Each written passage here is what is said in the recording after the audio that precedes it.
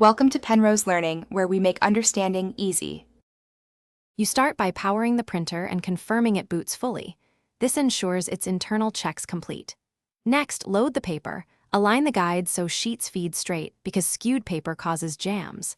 Then install or verify ink or toner cartridges, remove seals, insert until they click, and run a quick nozzle or drum check. Once done, make sure the printer reports ready. That green or ready light matters, since it prevents errors during the next configuration steps. You now connect and configure. Select USB for simplicity, Ethernet for reliability, or Wi-Fi for convenience. Choose based on your workspace.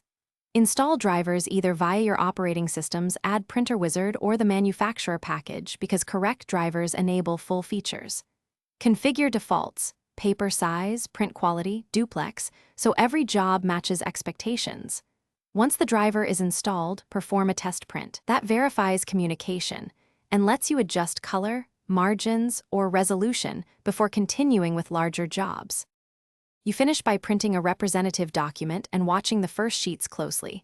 Check alignment, color accuracy, and smearing because catching problems early saves time.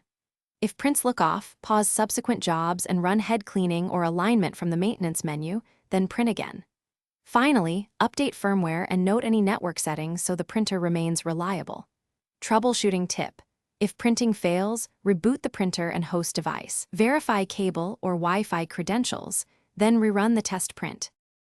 Thanks for watching. If this was helpful, leave a like and consider subscribing. See you next time.